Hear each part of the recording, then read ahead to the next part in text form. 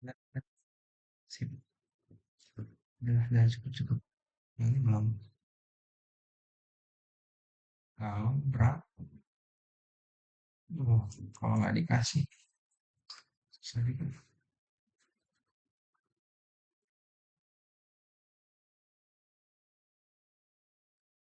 Ya, Mas.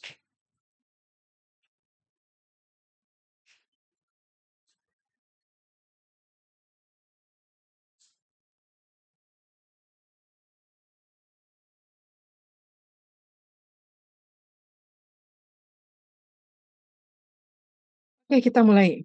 Saya akan share PowerPoint-nya.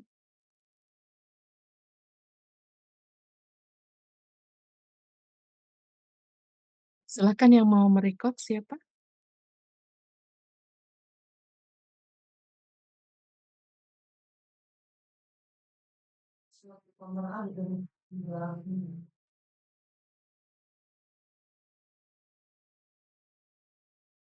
Ya, baik. Assalamualaikum warahmatullahi wabarakatuh. Selamat sore ya. Ini satu orang saja. Oh, ini ada Vanessa, ada Indri yang merecord. Indri Bu yang record. Oke, cukup ya. Dua orang saja ya. Eh, baik. Jadi kita akan menggunakan instrumen besok ya. Tadi saya cek instrumennya ada kendala ya HPLC MWD-nya. Jadi saya nggak tahu di mana kendalanya. Ini kelihatannya perlu pengecekan dari teknisi yang mensuplai instrumen ini. Jadi teknisi yang ada di lab kami, laborannya tuh tidak paham ini apa masalahnya karena apa mungkin ada dari bagian APLC tertentu begitu ya yang tidak sinkron sehingga setiap satu kali injeksi selesai itu instrumennya error. Nanti harus dinyalain lagi dari awal, kemudian injeksi sekali lagi setelah selesai itu error lagi. Nggak tahu di mana salahnya ya. Jadi nanti untuk besok kita akan menggunakan instrumen HPLC-nya bukan yang MWD, bukan yang multi wavelength detector, tapi kita akan gunakan HPLC dengan detektor UV vis biasa. Jadi analisis beta karoten dalam saus cabai dengan instrumen HPLC UV vis ya. Yaitu HPLC UV vis yang biasa saja seperti spektrofotometer biasa ya. Detektornya itu hanya bisa di-set pada satu panjang gelombang. Kalau kita menggunakan HPLC MWD, ini sebenarnya HPLC UV vis juga yang MWD ini, tapi bisa di-set pada beberapa panjang gelombang untuk sekali injek. Jadi kita bisa menganalisis beberapa senyawa sekaligus ya dengan panjang gelombang yang berbeda-beda deteksinya.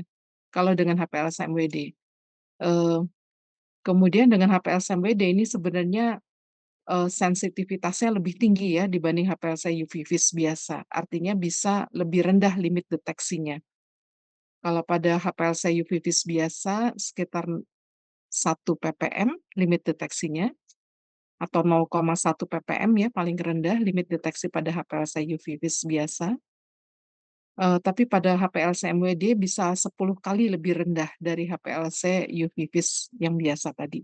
Jadi untuk dengan HPLC MWD ini eh, sensitivitasnya atau limit deteksinya itu bisa mencapai 0,01 ppm atau 0,05 ppm ya paling rendahnya 0,05 ppm terutama ya ini mudah sekali dicapai dengan HPL SMWD dengan limit deteksi bisa serendah 0,05 ppm.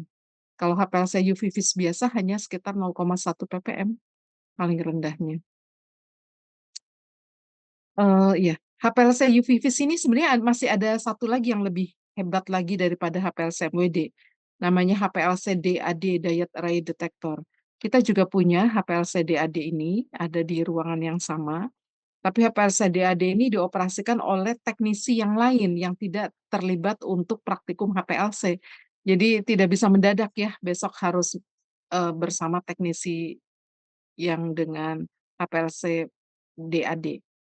Jadi terpaksa kita pakai HPLC UV vis biasa ya, masih sama teknisinya Mbak Ririn. Kalau HPLC-DAD itu UV vis yang lebih maju lagi, limit deteksinya juga atau sensitivitasnya bisa 10 kali lipat lebih rendah lagi daripada HPLC-MWD. Bisa sekitar 0,005 ppm. Baik, saya jelaskan mengenai pekerjaan, eee, dengan instrumen besok ya. Sebelumnya, eee, saya sampaikan sekali lagi, jadi analisis kita adalah targeted analysis, yaitu analisis senyawa beta karoten ya. Kita memiliki standar beta karoten, standar yang dibeli adalah all trans beta karoten karena ini beta karoten yang alami yang ada di alam ya. Sehingga, kalau kita analisis, produk pangan ya seperti saus cabe, saus tomat, itu beta karotennya adalah yang alami, yang ada di cabe dan yang ada di tomat dan ini, nama lengkapnya adalah all trans beta karoten. Nah ini yang kita beli ya. Jadi kita beli, dengan kualitas standar, ini botolnya ada di sebelah kanan gambarnya ya. Beta karoten nih kalau kita perbesar sih sebenarnya gambarnya ada tulisannya all trans beta karoten ya. Jadi semua strukturnya trans, ini yang alami ada di alami. Eee, Cara pembuatan larutan standar induk, ini, kita sebut larutan standar induk sebab, kita membuat larutan standar langsung dari, eee, standar beta karoten yang kita beli dari supplier. Nah, standarnya ini atau chemical standardnya ini dalam bentuk powder, dalam bentuk bubuk ya, kita timbang pertama kali biasanya, kita tidak boleh menimbang kurang dari 25 miligram, sebab kalau menimbang kurang dari 25 miligram atau kurang dari 20 miligram, itu tingkat kesalahannya besar ya.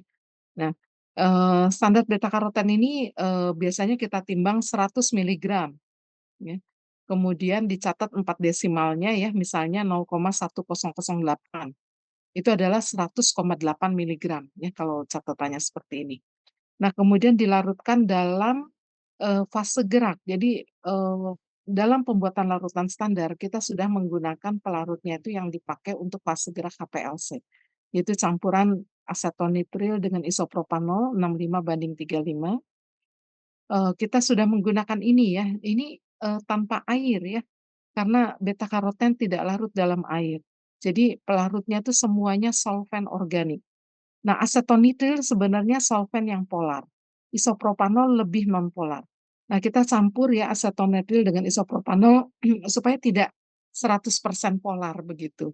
Jadi isopropanol sebenarnya polar juga, tetapi lebih nonpolar dibandingkan asetonitril. Jadi keduanya ini sebenarnya pelarut polar ya, asetonitril maupun isopropanol ini pelarut polar yang bisa bercampur dengan air. Tapi kita tidak pakai air. Semuanya adalah pelarut organik untuk bisa melarutkan beta karoten. Nah, isopropanol ini lebih nonpolar dibandingkan asetonitril. Nah, dengan pencampuran 65:35 ini cukup ya untuk bisa melarutkan beta karoten dengan baik.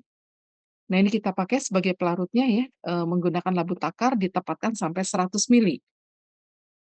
Nah, ini sudah dilakukan oleh teknisi atau laboran ya, di dalam pembuatan larutan standar induk atau larutan stok ya kita sebut, larutan stok standar atau larutan standar induk.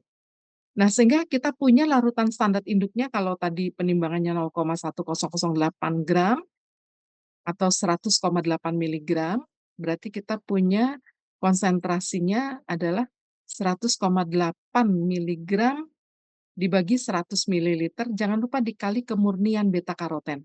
Kemurniannya tercantum di botolnya yaitu 99%. Jadi dikali 99/100, jadi, di dalam larutan yang 100 mili tadi ada beta karotennya sebanyak 99,792 miligram per 100 mililiter, ya. Kalau dibagi 100 jadi 0,9979 miligram per mililiter. Nah, saya seringkali menyatakan konsentrasi larutannya itu dalam mikrogram per mililiter. Mikrogram per mililiter ini sama dengan ppm, ya. Meskipun saya tidak suka ya pernyataan satuan dalam bentuk ppm, sebab ppm itu bisa mikrogram per mililiter, bisa juga mikrogram per gram. Nah ini, Betul betul. kalau di dalam mikrogram per mililiter, satuan miligram dikali 1000 Jadi menjadi 997,9 mikrogram per mililiter. Nah, ini sama dengan 997,9 ppm. Tapi kita tidak nyatakan dalam ppm ya. Ini sama dengan ppm maksud saya, tapi kita tidak tulis ppm, tetap ditulisnya mikrogram per mililiter. Karena ppm bisa saja mikrogram per gram itu juga ppm ya. Jadi hati-hati dengan satuan ppm. ppm-nya tuh yang brand mana gitu. Nah, ini kan jelas kalau ditulis mikrogram per mililiter berarti ppm-nya tuh yang per mililiter larutan. 997,9 mikrogram per mililiter larutan ya, atau 997,9 ppm, tapi tidak ditulis ppm. Nah, dari larutan standar induk atau larutan stok tadi, kita buat larutan kerja atau working solution bahasa Inggrisnya ya. Nah, working solution itu dibuat dengan cara pengenceran dari larutan induk.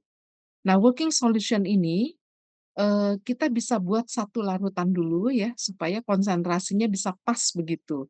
Misalnya 200 mikrogram per mililiter working solution-nya. Satu dulu larutannya kita buat supaya bisa pas ya, bulet ya, begitu 200 mikrogram per mililiter dengan perhitungan V1 kali C1 sama dengan V2 kali C2. Ini sebenarnya V-nya tuh volume.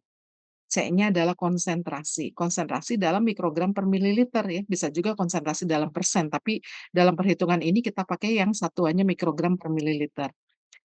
Nah, V1-nya tuh, kita akan membuat 1 mili saja. Jadi kita sudah tentukan ya volumenya mau berapa membuat 200 mikrogram per mililiter. Nah, kita, jelas akan membuat 1 mililiter saja, larutan kerjanya ya dari yang standar induk tadi, yaitu 1 mili saja. Kalau kita ingin buat 1 mili ini konsentrasinya 200 mikrogram per mililiter, jadi V1 kali C1 dikumpulin di satu sisi, sama dengan nah kita nggak tahu nih larutan standar induknya harus diambil berapa mili ya, dari konsentrasi 997,9 mikrogram per mililiter. Nah, kita harus menggunakan rumus ini, V1 C1 sama dengan V2 C2. V2-nya yang masih unknown, belum tahu ya. Kemudian C2-nya sudah diketahui ya untuk yang C2-nya ini yang akan kita ambil yaitu 997,2 mikrogram per mili. Nah, dari hasil perhitungan V2 diketahui sama dengan 0,2004 mililiter. Nah, 0,2004 mililiter ini dijadikan mikroliter karena kita akan mengambilnya menggunakan mikropipet. Nah, mikropipet dalam mikroliter ya. Jadi tinggal dikali 1000 mililiter menjadi mikroliter itu tinggal dikali 1000. Nah, eee, berarti yang diambil adalah 200,4 mikroliter. Nanti menggunakan mikropipet ya, kita ambil 200,4 mikroliter larutan standar induk tadi, dimasukkan ke dalam vial 1 mililiter ya, cuma kita harus menambahkan pelarut yang sama ya, yang tadi kita pakai yaitu asetonitril dengan isopropanol 65:35 yang membuat dia totalnya jadi 1 mili. Nah, 1 mili itu sebenarnya sama dengan 1000 mikroliter. Jadi kalau tadi di dalam vial, dalam botol kecil ya, vial itu semacam botol kecil, kapasitasnya kecil paling banyak 2 mili. Jadi di dalam vial tadi sudah ada 200,4 mikroliter, maka tinggal ditambahkan 799,6 mikroliter supaya totalnya menjadi 1000 mikroliter. Jadi nanti di larutan akhirnya adalah 1000 mikroliter atau 1 mili. Tadi kan kita sudah merencanakan akan membuat 1 mili larutan kerja yang konsentrasinya 200 mikrogram per mililiter. Nah, kita campur ya 200,4 mikrogram larutan standar induk tadi dengan 799,6 mikroliter fase gerak atau asetonitrile dengan isopropanol 65:35 ya. Kalau sudah masuk dalam vial semuanya baru di-vortex. Nah, vortex-nya itu sebenarnya vortex yang kemarin kita pernah pakai, itu sebenarnya vortex yang untuk vial kecil ini, ya. Nah, kemudian setelah di-vortex, dicampur, kita saring dulu ya, kita saring dengan membran 0,45 mikron. Nah, membran 0,45 mikron ini harus dilihat compatibility-nya atau kesesuaiannya dengan pelarut yang kita pakai. Pelarut yang kita pakai adalah pelarut polar, campuran asetonitrile dengan isopropanol. Nah, ada, apa, ada kompatibilitas ya antara, eee, jenis filter atau jenis penyaring ya, jenis membran dengan pelarutnya. Nah, itu ada tabelnya, nanti besok kalian bisa lihat ya di laboratorium tabelnya ya. Nah, yang cocok untuk asetonitrile dengan isopropanol itu membrannya kalau tidak PVDF, kalau tidak PTFE, kalau tidak nilon ya. 3 itu yang sering kita pakai ya. 0,45 mikron ini bisa menghambat adanya partikel termasuk mikroba. Nah, kita pakai siring yang kecil aja karena tadi volumenya cuma 1 mili. Kalau volumenya 1 mili, siringnya itu yang kecil dengan, membrannya juga kecil ya, diameter membrannya hanya sekitar 13 milimeter atau 1,3 senti. Kalau terlalu besar membrannya yang 1 mili itu ya nanti yang keluar cuma 1, 2 tetes ya, terlalu sedikit. Nah, kita gunakan vial amber atau vial yang warnanya coklat ya, supaya beta karotennya tidak rusak. Eee, Cara penyaringannya itu bisa melihat di YouTube ya, cara penyaringan menggunakan, siring, dengan membran 0,45 mikron ya, bisa melihat di YouTube. Kemudian, eee, kita juga setelah membuat, larutan standar kerja ini atau working solution ini atau larutan kerja ini, kita buat serial konsentrasi. Tadi kan kita sudah saring ya larutan induknya larutan standar kerjanya sudah disaring. Sehingga berikutnya kalau akan membuat serial concentration masing-masing larutan nggak usah disaring lagi. Tadi larutan kerja yang 200 mikrogram per mililiternya sudah disaring itu cukup, karena, eee, pelarutnya yaitu asetonitrile isopropanol yang kita gunakan tuh sudah HPLC grade, jadi sudah tersaring dengan membran, malah membrannya lebih kecil lagi yaitu 0,2 mikron ya.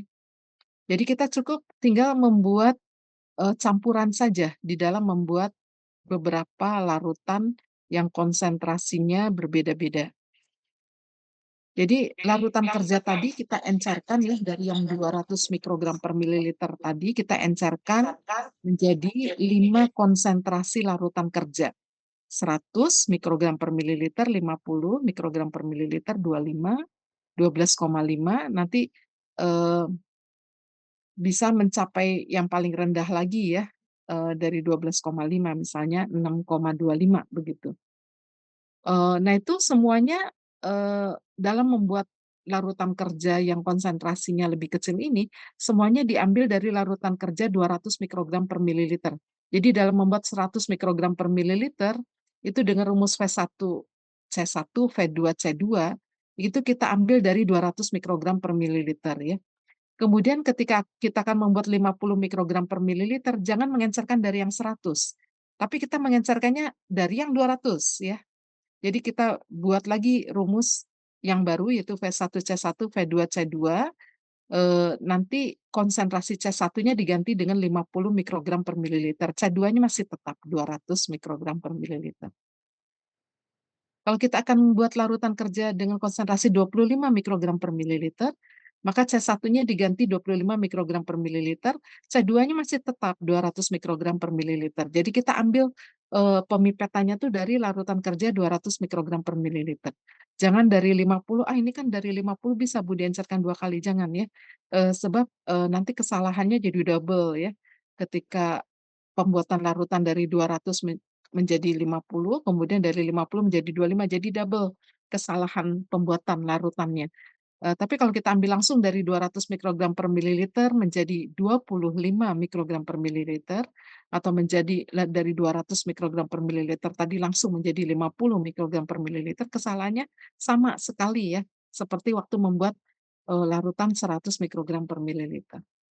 Jadi serial tadi dibuat dari larutan kerja 200 mikrogram per mililiter ya, nanti bisa adik-adik hitung sendiri, nanti yang dipipet itu berapa ya, V2-nya, nanti sisanya itu, untuk mencapai 1 mililiter, ingat ya kita sudah tentukan kita membuat larutan kerja semua volumenya 1 mili, supaya hemat ya, sehingga kalau kita sudah mengambil, larutan 200 mikrogram per mililiter, sekian mikroliter. Nah, nanti sisanya untuk menuju ke 1000 mikroliter itu berapa, itu di di apa, diisi dengan asetonitrile isopropanol 6535 ya, itu sisanya untuk mencapai 1000 mikroliter atau untuk mencapai 1 mililiter.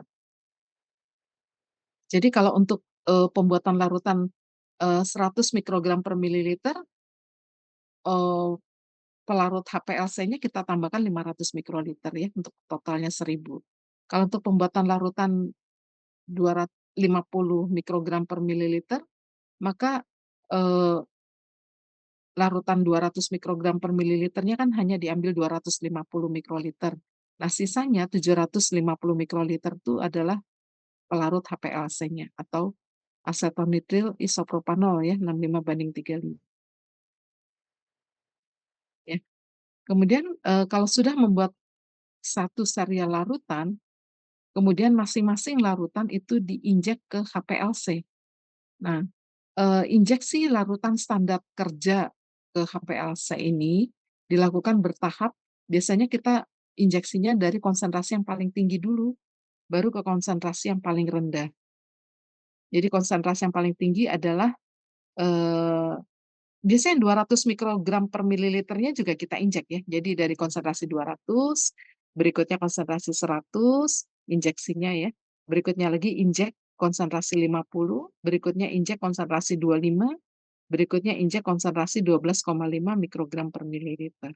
Nah, kondisi HPLC-MWD-nya ya, kalau dengan HPLC-MWD maka kita menggunakan pompanya tuh dari tipe quaternary pump yang bisa menarik 4 cairan dalam 4 botol ya sekaligus ya. Tapi ini sayangnya rusak ya, tadi pagi saya cek alatnya rusak. Jadi nanti kita pakai HPLC UV Vis biasa yang pompanya itu single pump. Jadi bukan binary pump, bukan quaternary pump, tapi single pump. Kalau single pump, maka hanya bisa menarik satu cairan atau cairan dari satu botol saja. Sehingga kita harus mencampur dulu ya asetonitrile isopropanolnya, 65 tambah 35, baru dibawa ke instrumen HPLC. Kalau kita pakai quaternary pump nggak perlu dicampur sendiri, nanti pompanya akan mencampur otomatis.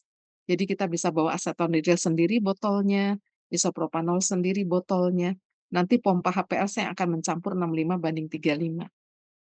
Tapi sayang ya karena, sedang tidak baik-baik saja, jadi nanti besok menggunakan single pump, kita campur dulu asetonitrile dan isopropanolnya 65:35 baru kita bawa ke instrumen HPLC.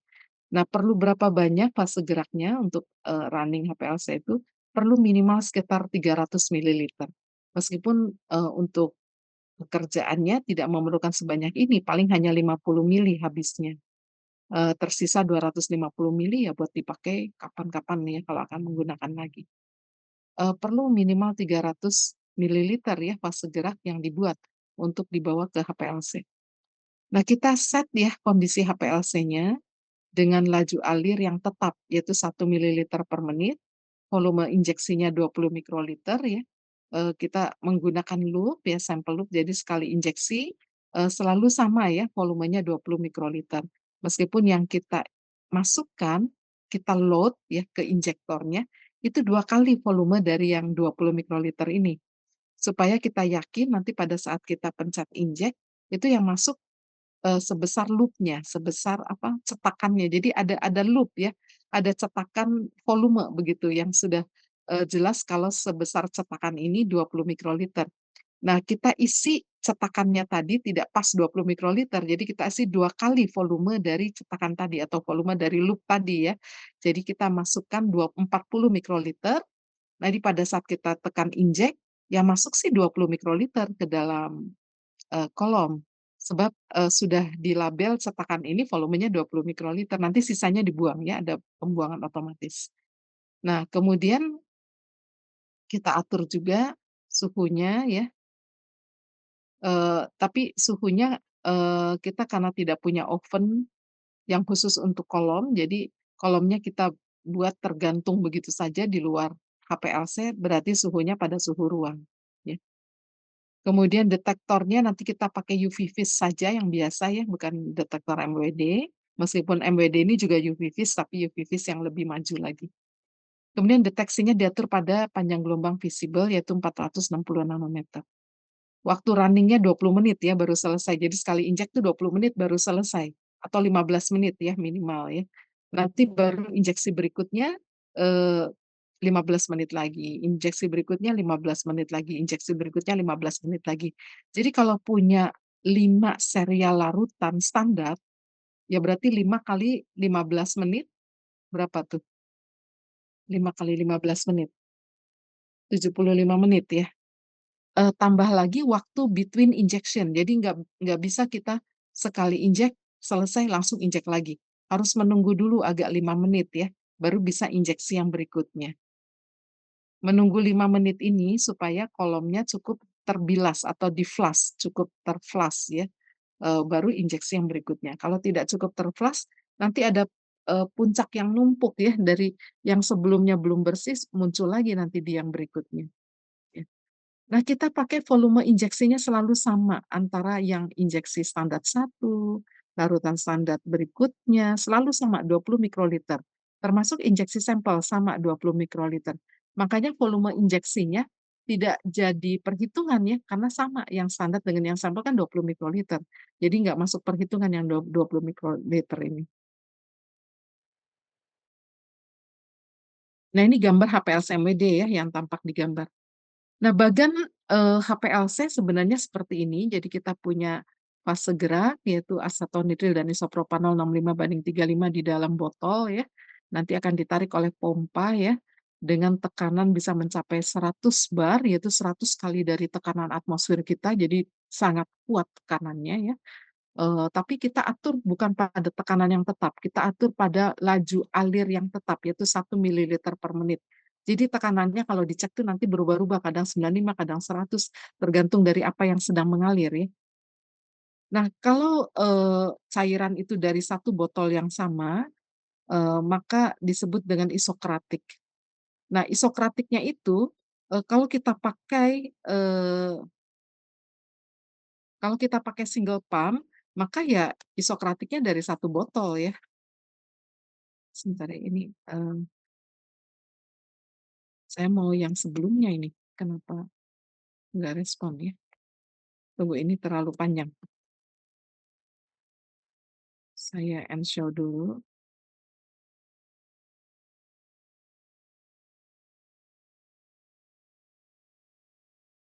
oke. Yang kita akan lakukan besok itu adalah isokratik dari single pump. Jadi, single pump ini dia hanya bisa menarik satu pompa, hanya bisa menarik satu botol cairan dari satu botol ya. Jadi kita campur dulu asatonitril isopropanol dibawa ke sini, baru dinyalakan HPLC-nya.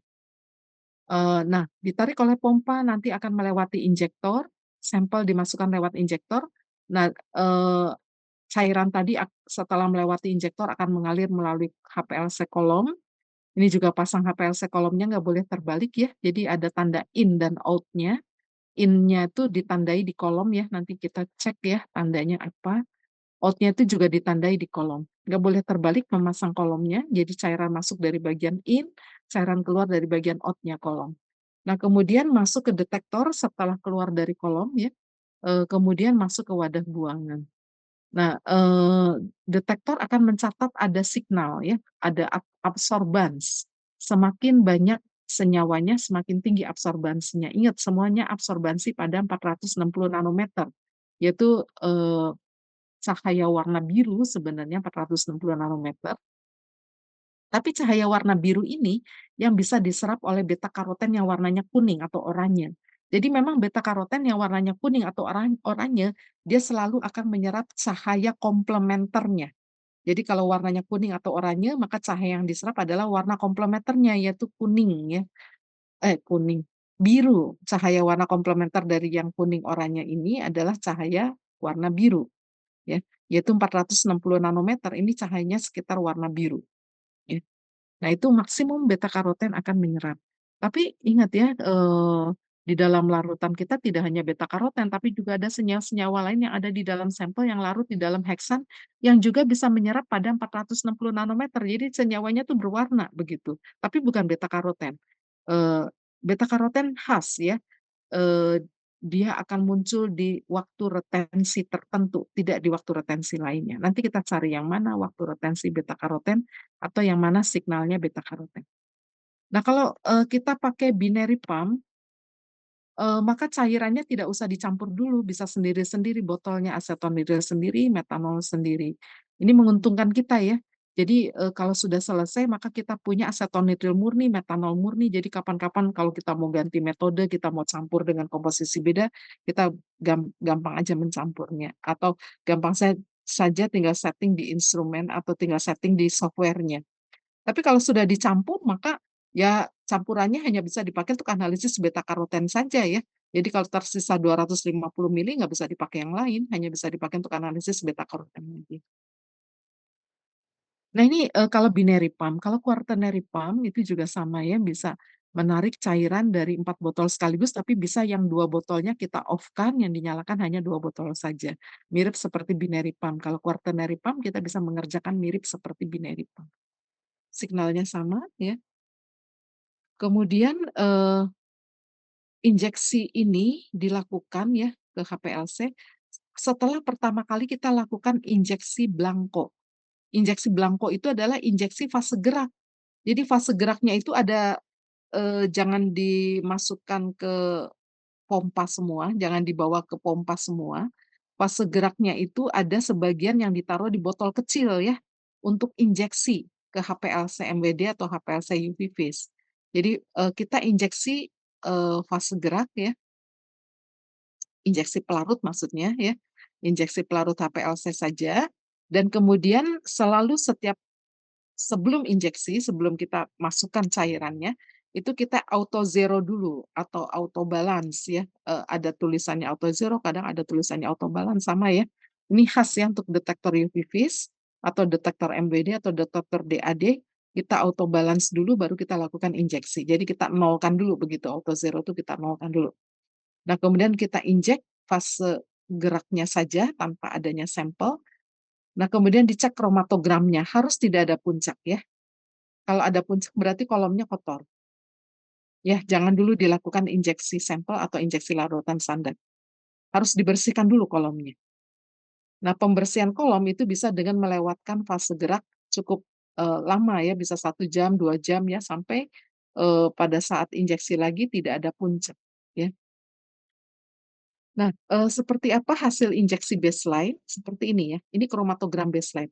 Diusahakan kromatogram baseline itu seperti ini ya, tidak ada puncak ya, relatif mendekati nol, ya. Kromatogram itu hubungan antara respon detektor dengan waktu retensi. Ya, jadi ini signal yang dihasilkan setelah kita pakai HPLC. Nah, kita sebagai peneliti atau sebagai, analis harus bisa membaca kromatogram, ya. Jadi kalau seperti ini kromatogramnya berarti nol ya, tidak ada, bukan nol, maksud saya tidak ada signal atau tidak ada puncak yang terdeteksi begitu. Nah, kromatogram itu hubungan antara respon detektor dengan waktu retensi. Sebenarnya respon detektornya yaitu kalau untuk detektor UV-Vis adalah absorbans dengan satuan absorbance unit atau milliabsorbance unit. Nah, ini salah satu, hasil setelah injeksi standar. Jadi kalau tadi injeksi pelarut untuk mengecek baseline. Kalau baseline-nya udah bagus, tidak ada puncak, baru kita lakukan injeksi standar. Nah, injeksi standar dari standar yang paling tinggi dulu, yaitu 200 mikrogram per mililiter konsentrasinya ya, paling tinggi.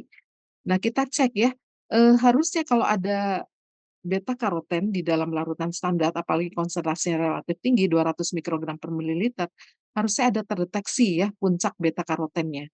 Dan, kalau larutannya hanya terdiri dari satu senyawa yaitu beta karoten, ini kan larutan kerjanya hanya terdiri dari beta karoten saja, tidak ada senyawa lain di dalam larutan kita. Maka ya signalnya hanya satu ya yang muncul ya. Nah ini yang muncul satu memang ya, yaitu beta karoten ya, pada menit ke-12,8 menit ya. Nah kemudian, kita injeksi yang berikutnya setelah waktu running-nya selesai ya, 15 menit selesai, kemudian kolomnya dibilas minimal 5 kali volume kolom. Volume kolom yang kita pakai nanti volumenya itu adalah 1 mili ya, itu adalah volume di antara partikel di dalam kolom itu 1 mili. Nah, kalau 5 kali volume kolom berarti 5 mili ya, harus terbilas, kolom tadi ya dengan fase gerak. 5 mili fase gerak harus bisa membilas kolom HPLC tadi.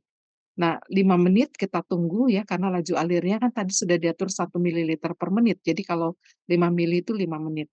Kita tunggu baru kita bisa injeksi larutan standar berikutnya dengan konsentrasi 100 mikrogram per mililiter. Nah, nanti kita akan dapatkan signal lagi yang baru. Nah, signalnya ini masih muncul di menit yang sama yaitu 12 koma yang menandai bahwa itu benar beta karoten ya, ada di sana. Dan kemudian kalau kita cek luas areanya atau puncaknya itu lebih rendah dibanding puncak yang 200 mikrogram per mililiter. Nah, ini puncaknya lebih rendah ya, terlihat ya.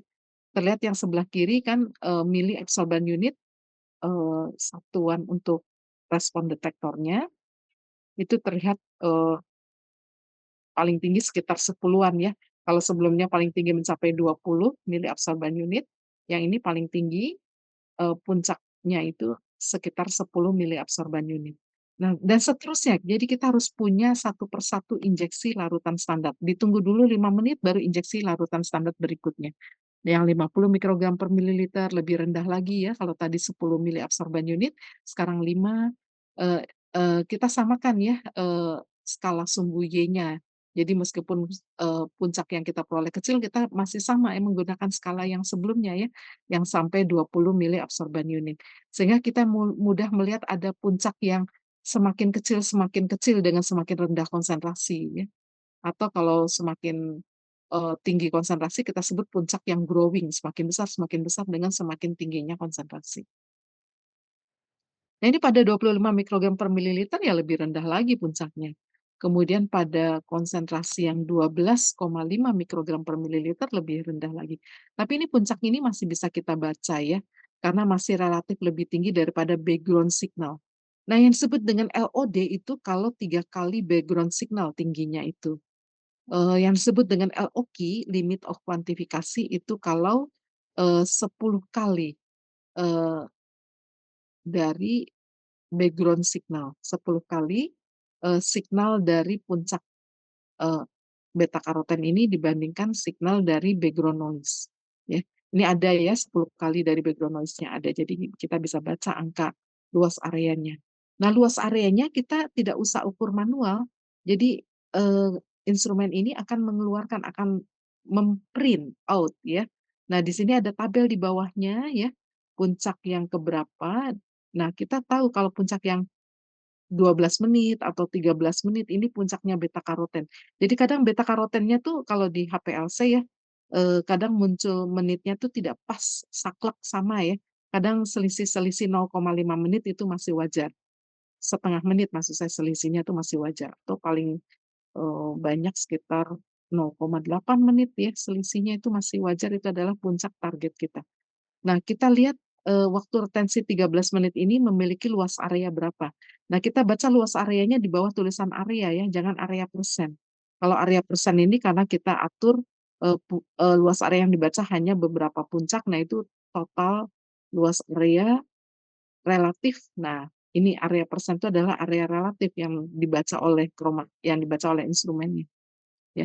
100% itu karena yang dibaca hanya puncak yang kecil di belakang saja, yang puncak tinggi di depan nggak dibaca puncaknya, jadi nggak terlihat berapa persen yang puncak yang di depan. Nah, puncak yang di depan ini selalu ada ya dalam analisis HPLC. Ini adalah puncak dari senyawa-senyawa yang tidak ditahan oleh kolom ya, selalu ada. Eee eee, puncak ini kadang, penting juga untuk kita lihat, untuk melihat volume kolom ya. Jadi kalau puncak ini muncul di menit ke-1 atau yang pertama kali muncul ya, yang tidak ditahan kolom itu muncul pada menit ke-1, kalau laju alirnya 1 mililiter per menit, maka volume kolomnya 1 mili. Nah, kemudian dari data kromatogram ini kita buat kurva standar atau kurva kalibrasi, hubungan Oke. antara luas area dengan konsentrasi. Jadi luas area itu adalah di bawah area yang tadi ya, dicatat ya angkanya ya, dibuat tabel. Jadi nanti ini salah satu logbook ya. Jadi yang ada titik-titik ini harus ada tabelnya di logbook, termasuk kurva standarnya ya. Harus digambarkan di logbook meskipun skema saja, yang penting Y sama dengan A plus BX-nya benar ya, R kuadratnya juga benar. Nah, harus ada satuannya yaitu hubungan luas area dengan konsentrasi. Konsentrasinya juga harus ada satuannya yaitu mikrogram per mililiter. Karena kan tadi kita bikin larutannya dengan satuan ini ya, mikrogram per mililiter. Nah, konsentrasinya memang kadang teknisi nulisnya ppm, tapi nanti di logbook, Anda semua jangan ditulis ppm, ditulisnya mikrogram per mililiter, ya. Di konsentrasinya ditulis, waktu retensinya juga dicatat ya, luas areanya dicatat, kemudian dibuat kurva standar atau kurva kalibrasi hubungan antara luas area dengan konsentrasi. Ini seperti contoh ya. Kalau sudah, kita injeksi larutan sampel. Jadi kalau sudah injeksi larutan standar, kita injeksi larutan sampel. Nah, sampel kita kan tadi sudah kering ya. Nah, ditempatkan menjadi 1 mili dengan fase gerak. Ini, penempatan 1 mili dengan fase geraknya sudah ada di slide yang sebelumnya, yang minggu lalu. Jadi ini langsung larutan analitik ya, disaring dengan membran 0,45 mikron dulu, nanti akan dipraktekkan cara menyaringnya ya, dengan membran 0,45 mikron, mungkin yang dipakai adalah membran PVDF. Baru dibawa ke HPLC MWD ya, untuk diinjek. Atau ke HPLC UV vis biasa ya, karena besok rusak. Nah, perhatikan kromatogram sampel, itu ramai ya.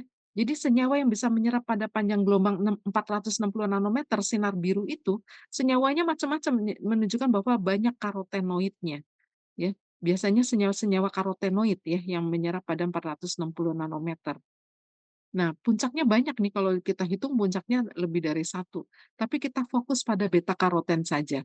Nah, cara mencari beta karoten kita ya dicari, di zoom in ya, kromatogramnya zoom in, ini lebih zoom ya. Jadi kan sebelumnya kromatogramnya, paling tinggi 20 skala miliabsorban unitnya, sekarang paling tinggi 5 miliabsorban unitnya. Jadi lebih zoom gambar 8. ini nggak masalah ya, yang penting tinggi puncak beta karoten ini masih, minimal 10 kali dari tingginya background signal.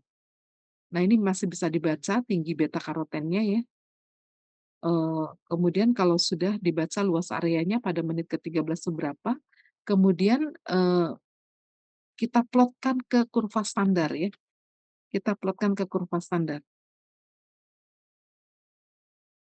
Nah, diplotkan ke kurva standar, buat dulu, tabel lagi, tabel yang menunjukkan berat sampel ya, waktu retensi dari beta karoten yang ada di kromatogram sampel, ingat kita punya kromatogram standar dan punya kromatogram sampel. Jadi waktu retensi yang ada di sini adalah waktu retensi beta karoten dalam kromatogram sampel. Nah, kemudian dicatat luas areanya ya, di dalam kromatogram bagian bawah tuh ada luas area, kita catat saja masuk ke tabel. Kemudian kita plotkan ya, luas area tadi diplotkan ke kurva Y sama dengan A plus BX, nanti dapat X-nya berapa, mikrogram per mililiternya berapa. Ini adalah contoh perhitungannya, ya. Nah, contoh perhitungan seperti ini harus ada di dalam logbook. Jadi jangan tanya lagi, "Bu, logbook-nya isinya apa ya?" Ini sudah saya jelaskan nih, ya. Ada contoh perhitungan harus masuk di dalam logbook, ya. Nah, eee, pembacaan luas area itu sampai 5 desimal harus dicatat, ya. Jadi luas area itu nanti ada informasinya sampai 5 desimal, catat sampai 5 desimal. Nah, kemudian cara perhitungannya, ini sebenarnya sederhana ya, tidak perlu pakai rumus ya. Jadi kalau kita punya saus cabai sekitar 1 gram, kita ekstrak dengan 30 mililiter heksana total ya. 10 mili, 10 mili, 10 mili, total 30 mililiter meskipun ditambah 5 mili lagi, eee, tapi kan nantinya dikeringkan. Jadi yang 30 mili heksana tadi tidak masuk dalam perhitungan. Yang penting adalah larutan akhirnya, yaitu 1 mililiter ya, karena ditempatkan 1 mililiter dengan fase gerak HPLC atau dengan pelarut HPLC, yaitu asetonitril isopropanol 65:35, tepat 1 mililiter. Nah, jadi yang jadi perhitungan itu adalah 1 mili. Nah, kalau ternyata 1 mililiter ini terlalu pekat, artinya luas areanya berada di luar kurva standar atau berada di luar garis, maka kita harus encerkan, misalnya pengenceran 10 kali. Nah, cara pengenceran 10 kali itu diambil dari larutan sampel analitik ini, yang 1 mili ini. Diambil 100 mikroliter, masukkan ke vial baru, ditambahkan pelarut HPLC lagi yang sama, yaitu 900 mikroliter, supaya totalnya 1000 mikroliter. Nah, pengencerannya 10 kali dari mana tahunya, yaitu dari total 1000 mikroliter dibagi 100 mikroliter, itu sama dengan 10 kali pengenceran. Nah, nanti perhitungannya ya seperti ini ya, kita tahu dari kurva standar, eee, luas area yang ada di sampel itu, beta karoten yang ada di sampel itu luas areanya sekian, dari kurva standar diketahui 56,84 mikrogram per mililiter. dikali volume larutan sampel akhir, yaitu 1 ml. Nanti tulis 1 ml-nya tepat ya, 1 ml, nggak boleh 1 ml seperti ini. Dalam perhitungan nanti kita tulis 1 ml, 00 ya, Oh, harus tepat ya, udah. ya. Oke. Nanti logbook-nya mulai dari yang adik-adik kerjakan ya, tuh adik-adik kerjakan tuh dari penempatan 1 ml itu sudah masuk dalam logbook ya. Jadi kemarin itu harusnya logbook-nya cuma sampai kering dia, itu saja logbook-nya.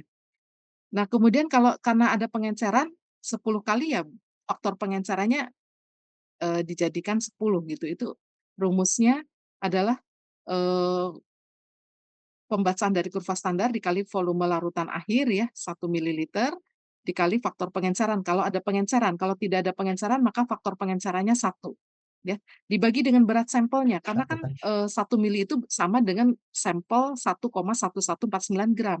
Asalnya kan semua dari 1,1149 gram ya. Jadi langsung dibagi dengan berat sampel itu, Aduh, 1,1149 gram. Abang Nanti lagi harus berat sampelnya gampang, berapa dicatat ya, masing-masing gampang. berbeda-beda ya, berat sampelnya. Nah nanti, Aduh, MTK satuan lagi. akhirnya itu adalah mikrogram per gram, karena mililiter dengan mililiter habis ya, dikalikan habis, jadi tinggal mikrogram per gram. Nah, mikrogram per gram dapat 509,82 mikrogram per gram atau 509,82 mikrogram beta karoten per gram saus cabe, begitu. Atau sama dengan 509,82 ppm ya di dalam saus cabe. Nah, cuma lagi-lagi ya satuan ppm, ini, tidak kita pakai ya karena ppm ini, tadi bisa mikrogram per mili, bisa mikrogram per gram, ini juga ppm hasilnya. Baik, sampai di sini sudah selesai. Alhamdulillah. Ada yang mau ditanyakan?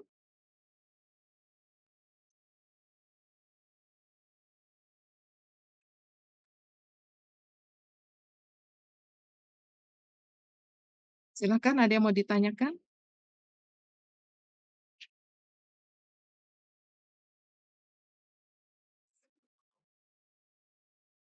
Saya izin Bagikan bertanya, Bu. saja, file itu ya,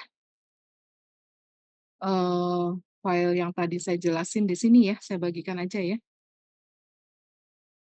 untuk penjelasan yang tadi saya sudah jelaskan. Weh,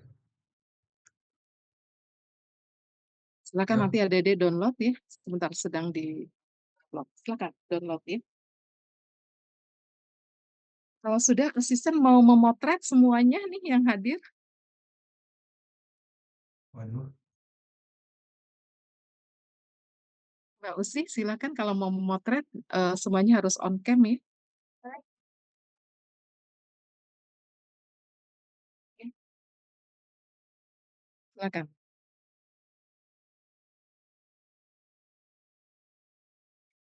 Nggak ada yang mau ditanya ini sudah jelas. Oh ini ada yang satu berdua ya, Mbak Indri ya, berdua ya.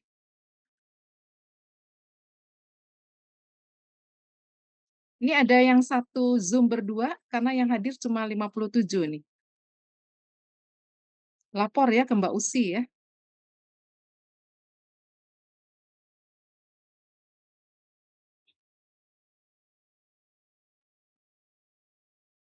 Sebentar saya juga akan merekam ya untuk kehadiran kalian. Sekarang yang slide 1. 1, 2, 3. Suara saya tadi jelas terdengar nggak? Terdengar, Ibu. Oke syukurlah. Mbak Usi gimana mau motret? Sudah ya? Heeh. Saya sudah memfotonya semua. Sekarang yang slide 2. Oke, iya, 1, 2, 3. iya.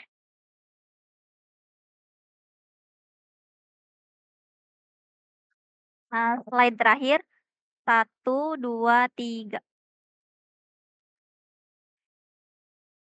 Oke, sudah, Ibu. Oke, terima kasih Mbak Usi. Ada yang mau ditanyakan?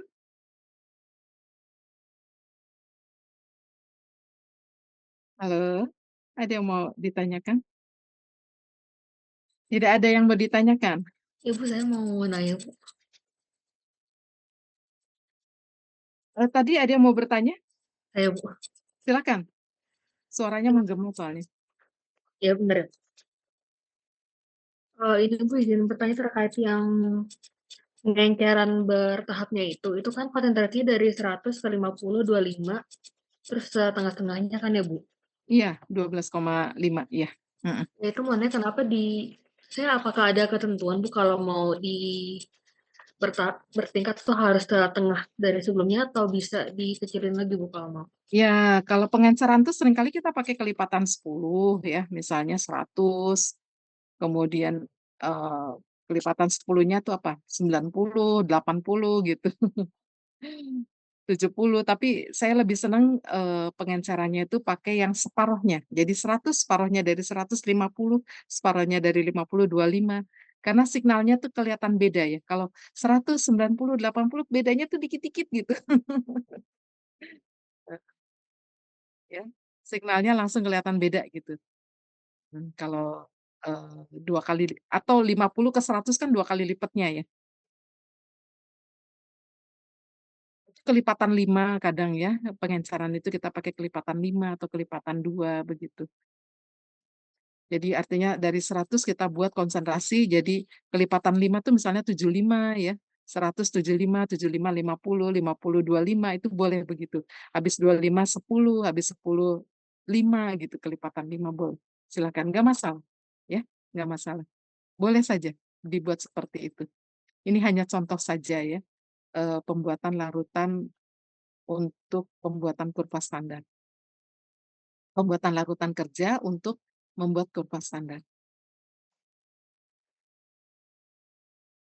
Sudah jelas jawabannya?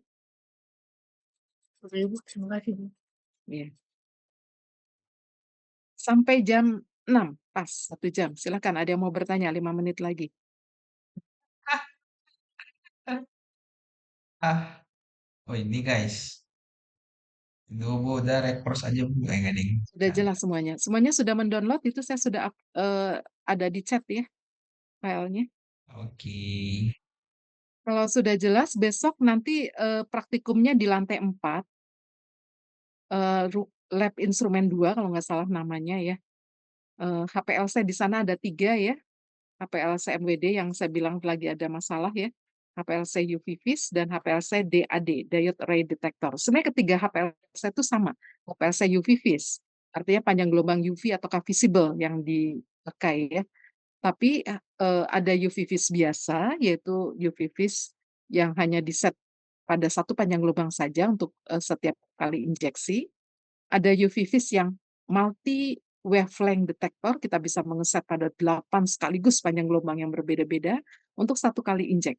Jadi kita bisa analisis beberapa senyawa yang panjang gelombangnya beda-beda ya. Jadi kita bisa analisis beberapa pewarna sekaligus ya, kalau mau analisis pewarna ya. Warna hijau, warna biru sekaligus panjang gelombangnya beda-beda semua di MWD itu akan, terdeteksi semua ya dalam satu kali injek. Kemudian kalau DAD itu lebih canggih lagi ya, eee, setiap saat dia men-scan dari panjang gelombang UV sampai panjang gelombang visible, continuous. Dia scan, artinya continuous, pengukuran absorbansinya semua dari UV sampai ke visible, terukur semua. Nanti kalau kita mau manggil panjang gelombang kromatogram pada 300 nanometer dia akan keluar kromatogramnya. Kita panggil kromatogram pada 460 nanometer dia akan keluar kromatogramnya. Kita panggil lagi tanpa perlu injeksi lagi ya. Jadi enak ya kalau dengan HPLC DAD itu kita injeksi sekali, nanti dia akan scanning terus ya setiap detik dari panjang gelombang UV sampai panjang gelombang visible. Jadi kalau kita mau, mengecek senyawa kita tuh terdeteksi pada panjang gelombang berapa, mudah sekali. Kita bisa panggil kromatogramnya pada panjang gelombang di mana senyawa yang apalagi untuk eksploratif ya, yang kita nggak tahu senyawanya apa. Kalau beta karoten mah kita bisa menentukan 460 nanometer panjang gelombangnya. Tapi kalau kita pas analisis senyawa apa nih yang ada di sampel kita yang warnanya biru-biru ini, atau kita punya sampel yang warnanya kuning, ada senyawa apa aja nih dari yang warnanya kuning-kuning, kita bisa manggil di beberapa panjang gelombang yang dia menyerap maksimum. Kalau dengan Apakah DAD ya, karena dia selalu setiap detik mengukur semua panjang gelombang dari UV sampai visible setiap detik. Jadi kita bisa panggil kromatogramnya mau pada panjang gelombang berapa aja yang kita mau. Kromatogramnya bermacam-macam, kita bisa print, tanpa harus injeksi ulang, sekali saja injeksi. Sudah tentu sensitivitasnya lebih tinggi ya, yang diode array detector yang bisa scan tadi ya, bisa, sampai 0,005 ppm sensitivitasnya, limit deteksinya. Kalau yang MWD sekitar 0,05 ppm, kalau yang UV vis biasa hanya sekitar 0,1 ppm, tapi nggak masalah ya, karena, beta karoten di sampel saus cabe, saus tomat itu kadarnya lebih dari 1 ppm, lebih dari 10 ppm malah ya. Jadi kita bisa mendeteksi. Silakan Yasriza mau bertanya. Iya, Ibu, izin bertanya, Bu. Jadi kan tadi kita buat larutan standar untuk membuat kurva standar, itu berarti setiap kelompok bakalan buat kurva standar ya, Bu? Nah, karena, HPLC-nya hanya 1, sementara kan pembuatan kurva standar itu, butuh waktu hampir sejam setengah sendiri, nggak mungkin setiap kelompok ya. Jadi perwakilan kelompok dan kurva standarnya ini sudah diinjeksi dulu di pagi hari oleh teknisi. Jadi siang adik-adik masuk, itu pekerjaan yang dilakukan itu adalah menambahkan, pelarut HPLC ke dalam tabung reaksi yang sudah kering tadi ya, menjadi tepat 1 mililiter, kemudian menyaring, membuat larutan sampel, dan kemudian injek. Jadi pertama kali, kita menyaksikan injeksi larutan sampel ke instrumen HPLC. Nah, kita baru dapat hasilnya nanti ya, 15 menit kemudian atau 20 menit kemudian. Nah, selama menunggu, nah, adik-adik semua disajikan, hasil analisis standar yang, 5 konsentrasi tadi ya. Nah, adik-adik harus bisa membaca, luas areanya tuh yang mana, kemudian bisa membaca signal atau, puncak yang memang punyanya beta karoten. Itu sudah ada hasilnya, nanti tinggal, adik-adik membaca pada saat menunggu yang 20 menit itu. Kemudian, setelah selesai injeksi, 20 menit kita tunggu dulu, tidak boleh langsung injeksi yang berikutnya, eee sampai kolomnya cukup terflush 5 kali volume kolom, jadi minimal 5 menit ya, baru bisa injeksi yang berikutnya, lebih baik lagi 10 menit baru bisa injeksi yang berikutnya. Jadi injeksi yang berikutnya lagi nanti nunggu lagi 20 menit baru selesai hasilnya kita peroleh. Jadi total 2 kali injeksi saja hampir 1 jam. Nah, 1 kelompok ya, 1 grup, K1 itu hanya 2 injeksi, jadi nanti di antara, 4 tabung reaksi itu hanya 2 ya yang dikeringkan. Tidak jadi semuanya dikeringkan sebab terbatas ya nitrogennya itu saja 4 4 yang dikeringkan dari grup pagi sama grup siang, itu pas ya hampir 1 tabung habis ya nitrogennya. Itu kelemahannya ya, mengeringkan dengan gas nitrogen tadi. Jadi 1 tabung itu paling hanya bisa untuk paling banyak 10, eee, tabung 10 kali tabung yang isinya 30 mili heksana. Itu 1 tabung nitrogen yang besar itu ya. Itu 1 tabung nitrogen yang besar itu harganya 600.000, itu hanya habis untuk mengeringkan 10 tabung yang isinya 30 mililiter heksana. Jadi 1 tabung itu kalau kita keringkan itu gas nitrogennya saja sudah habis Rp60.000. Jadi kalau duplo sudah habis Rp120.000. Itu untuk gas nitrogennya saja. Nah, kita tidak mengeringkan semua tabung karena keterbatasan gas nitrogen ya. Jadi tabungnya tuh isinya sudah tidak terlalu penuh, sehingga ini saja sudah hampir habis ya, tabung gas nitrogennya isinya sudah hampir habis.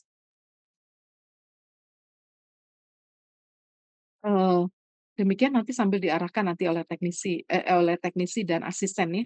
Mbak Usi nanti bantu ya ngarahin supaya mahasiswa semuanya bekerja ya di laboratorium. Iya, Ibu. Baik, menurut saya sudah cukup ya penjelasan dari saya ya. Selamat bekerja ya besok ya. Ini saya, sebenarnya masih ada penjelasan lagi nanti malam jam 7 malam tuh dalam bahasa Inggris ya, pada mahasiswa asing. Ya, oke. Jadi karena ada kelas, mahasiswa asing, sehingga penjelasannya digabung seperti ini. Karena kalau tidak terlalu capek ya 3 kali menjelaskan. Baik, itu saja saya tutup ya. Assalamualaikum warahmatullahi wabarakatuh. Selamat sore semuanya. Waalaikumsalam.